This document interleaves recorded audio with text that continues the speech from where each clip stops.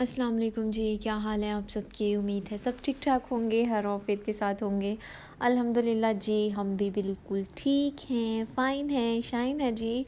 और शुक्र अल्हम्दुलिल्लाह टेरेस की भी सुनी गई है।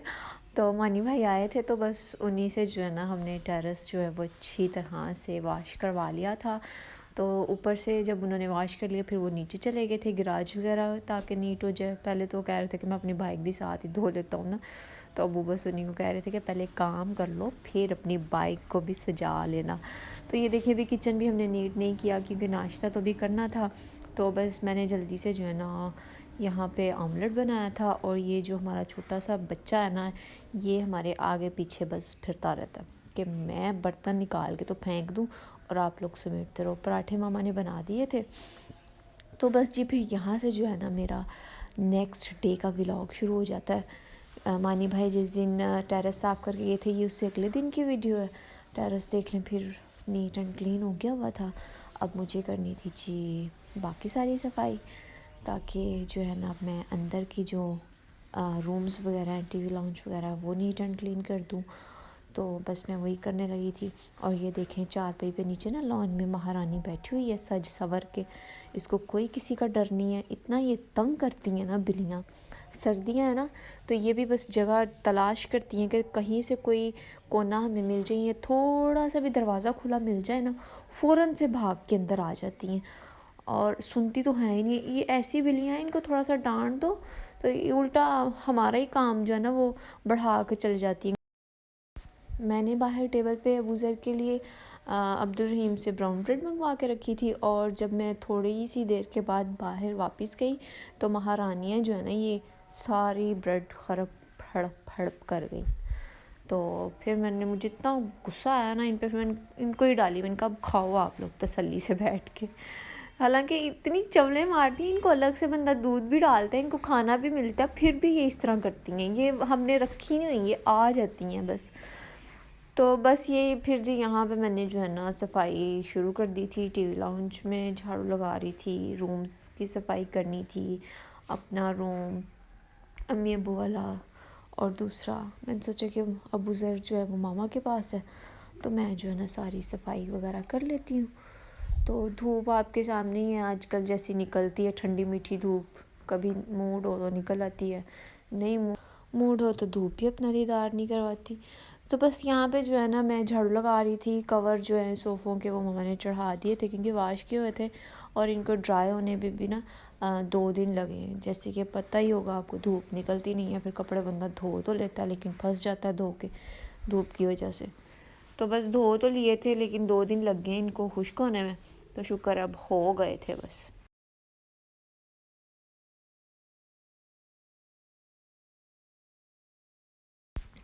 तो बस यहाँ पे जो है ना मैंने झाड़ू पूरे घर में लगा लिया था। बस अब मुझे जो है ना कपड़ा लगाना था, वो मैं लगा रही थी। तो बस जल्दी जल्दी से कपड़ा लगाने के बाद हमने करनी थी जी डस्टिंग।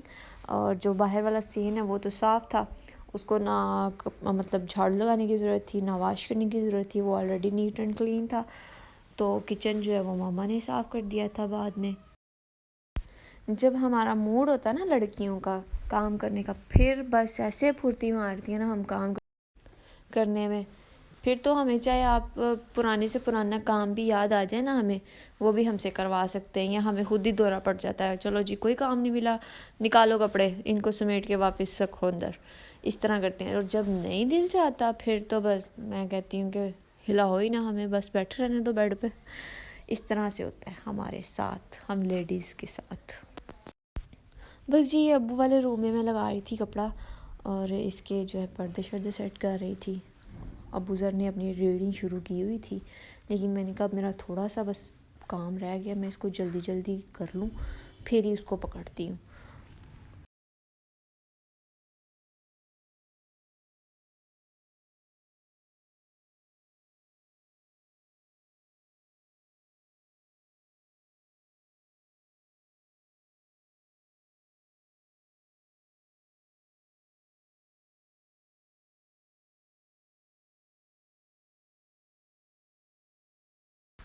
यहाँ पे मैं आ गई थी जी किचन में।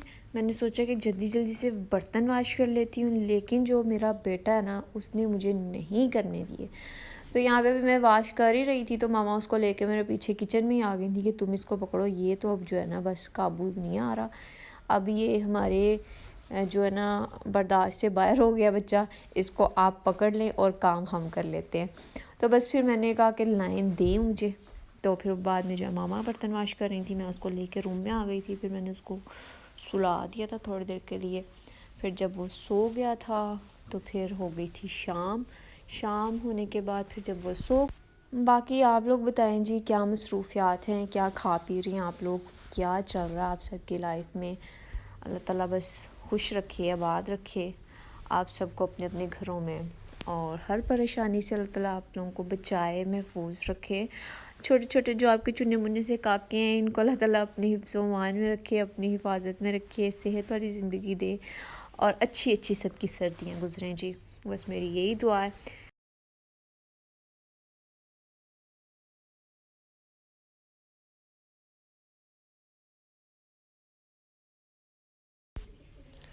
तो जी आजकल अब्दुल रहीम की भी छुट्टियां चल रही हैं, लेकिन वो आम रूटीन से ज़्यादा बिज़ी होते हैं क्योंकि उनके सीज़न के दिन हैं, तो इसलिए हमें तो फ़िलहाल आजकल बिल्कुल टाइम नहीं दे रहे।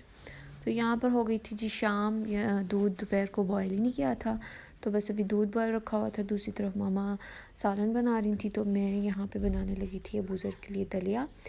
तो बस जल्दी जल्दी से दलिया बना के अबू ज़र को खिलाऊँगी और फिर बाद में खाना खाएंगे जी।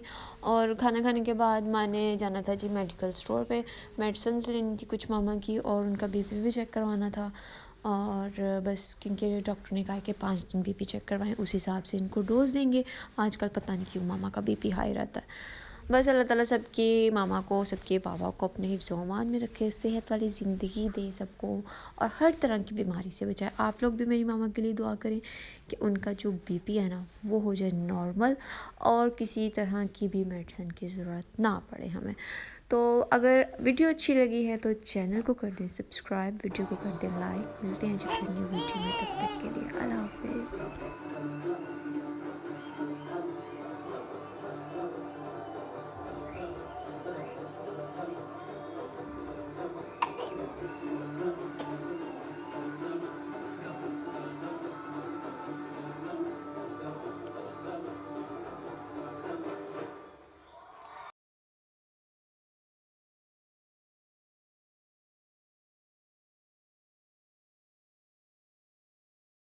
ਬੱਚਾ ਹੈ ਵੇਖਿਆ ਹੁਣ ਆਵਾਜ਼ ਚੈੱਕ ਕਰ ਲਓ ਤੁਹਾਡੀ